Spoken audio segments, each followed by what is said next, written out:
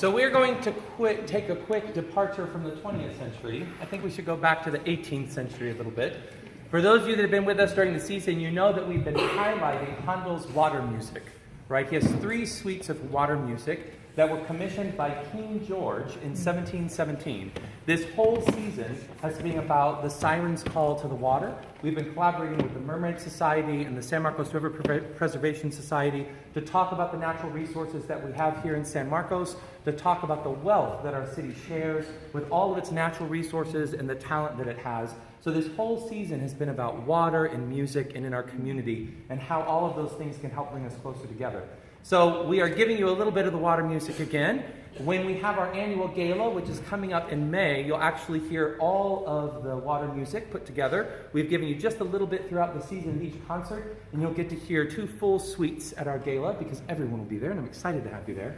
So you'll get to hear the full water music suite there, but we wanted to give you a little taste of that now and recognize the context. Everybody say context. Context. This is as close to Broadway music, I think, as you can get, because Broadway music is about celebration and being big and being flashy and over the top, and this is exactly what King George wanted to accomplish. In fact, ironically, he did it to show up a family member. King George was coronated pretty late in his life, and there was a young prince in England that was determined that he was going to take the crown because King George had a limited amount of time left to his life. So the prince did what he knew best. He threw the biggest parties possible so that all of society would see how confident he was in social standing and knew that he would have the crown soon. King George, did what he thought was best. He said, okay, I'm going to throw a bigger party, and it's going to be more awesome than yours. So the only way he knew he could accomplish this was to find the most unique venue possible. So he decided to have a party on the River Thames. He actually put people on barges, including George Friedrich Handel and his entire orchestra, and floated up the river to Chelsea. So this was his idea of combating the prince and his social prowess. And the truth is, it worked. All of London was practically shut down because people clamored to the river to be able to watch this incredible party float up. In fact, the king almost didn't get to Chelsea because there were so many boats on the river. Right? Reporters that were there at the time, one of the first journalists that was around in England actually reported that it looked like a park because everyone was stuck with all of the boats trying to hear Handel's music and get a glimpse of the royal family. So the cool thing is that the king really liked it. This is one of those popular pieces that has stood the test of time. And we're going to play a little bit of it for you now. Consider this one of those reflective moments from a Broadway show. This was one of those lulls in the evening. As they're floating down the river, the king would enjoy the sensuous sounds coming from Handel and his incredible 50-piece orchestra. Let's hear it again for your smart orchestra with water music.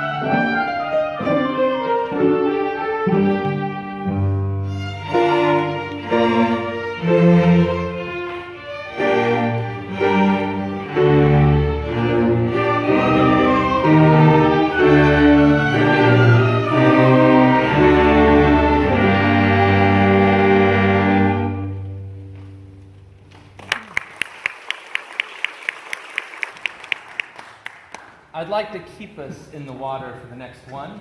A very easy transition to a fantastic musical, Showboat. And the opening number, Old Man River.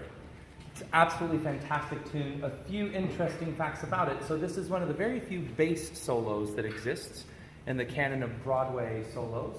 And so this is an absolutely fantastic way to start this musical, which has some really serious context, talking about life in the South, particularly for African Americans, and what that looks like in context to Reconstruction, in context to the labor of the Mississippi and all the demands that it has on the people that work it.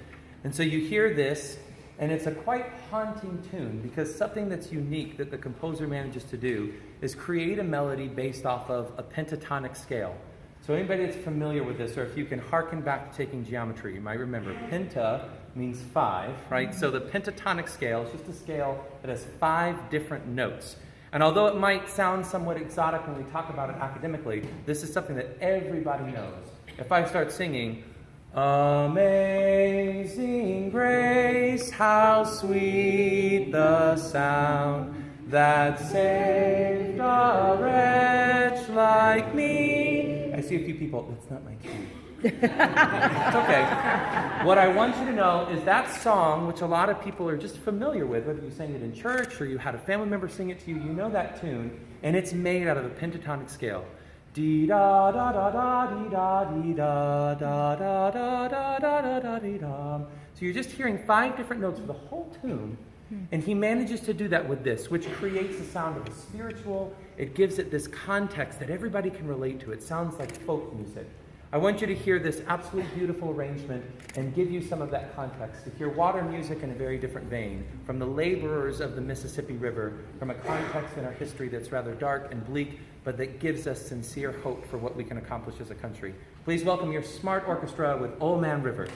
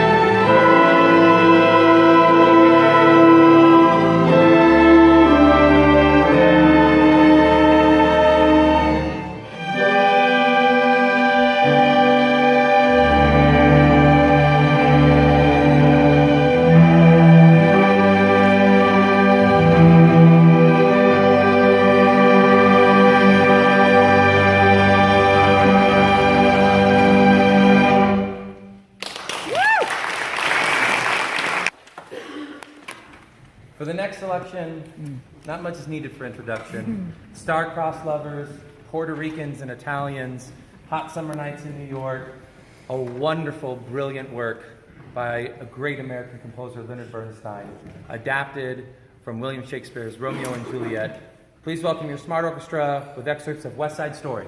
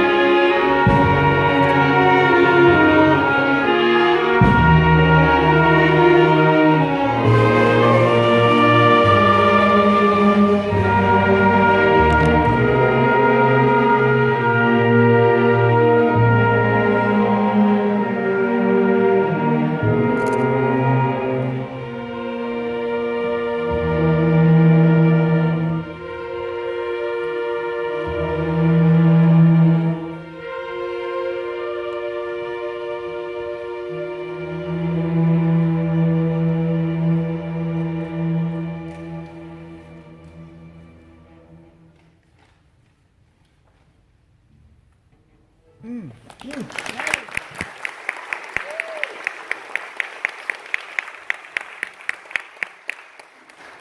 we have one more piece for you. Y'all are learning. But that's okay, because we still have 2 more concerts left in our season. We have our side-by-side concert coming up, which will feature the San Marcos High School Symphony Orchestra.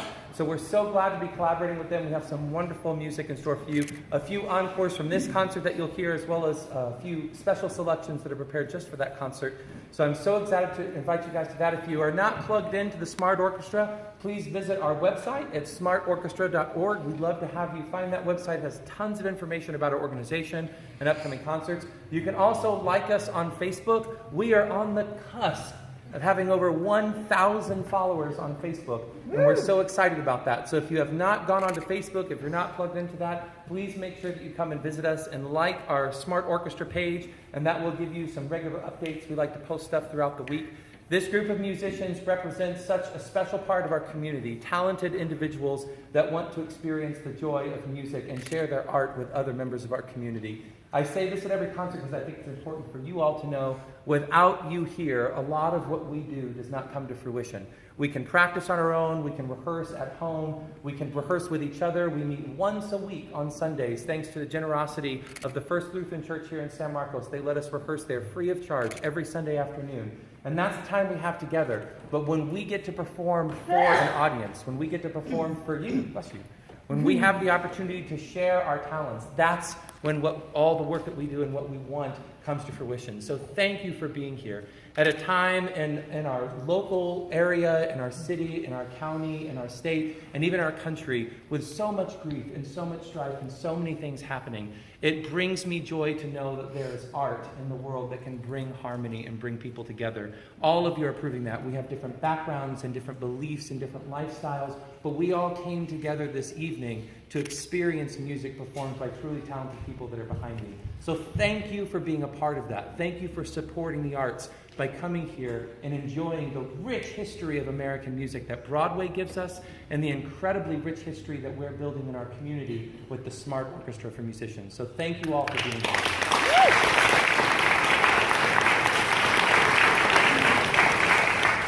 If you are looking for more live music, I want to encourage everybody to visit St. Mark's. It's an Episcopal church that's right off of Wonder World, but it's transitioned to Ranch Road 12. It's Ranch Road 12 by the time you get out there. It's right past the San Marcos Baptist Academy.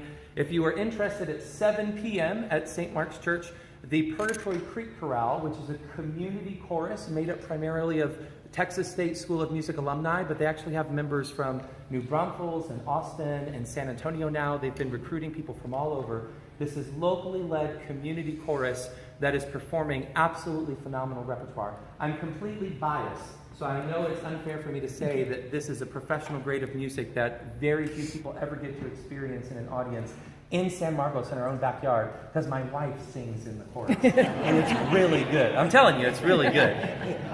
It's absolutely phenomenal. I know a lot of these people. I went to school with them, and I'd love to see some of you there if you're free this evening. 7 p.m., it's a free concert. They'd absolutely love to have you there. I'm actually going to be playing my violin. I don't just wave a stick. I also rub sticks, too. So I'll be playing my violin in collaboration with the Purgatory Creek Chorale on one of their pieces. So we'd love to have you there if you're looking for more music. Please get plugged into your community. There's so much going on. Heart of Texas Chorus, Acapella Unlimited, the Hill Country Youth Chorus, Mariachi Infantil, all of the music programs from our public school. There's so much happening in our community for you to get plugged into. Make sure this is not your only musical experience. After this is over, I would like to invite everybody to a reception that we're having in the fellowship hall. I am too close to the pulpit to make a statement like that. This feels kind of weird. Everyone's invited at the fellowship hall. I promise this is not necessarily a church service, but if you can commune with us through art and through music, we'd love to continue the harmony we've established here. We have some light nibbles. We have some fun games and stuff that are going to help us raise money for the Smart Orchestra. If you enjoyed what you heard tonight and you would like to make a contribution, we have a donation jar in the back. We make sure that all of these concerts are free and open to the public. It does not cost money to come and experience the Smart Orchestra. But if you'd like to show your appreciation by making a monetary donation, we will gladly take it. because we love to have your support and your presence, but also with the money that you can support us with to make sure that this organization lives long and thrives. So the donation jars out there, we'll be having some fun games and such where you can make more donations in the fellowship hall. Right outside, you can follow the signs, but please don't disappear right away. We want to have you.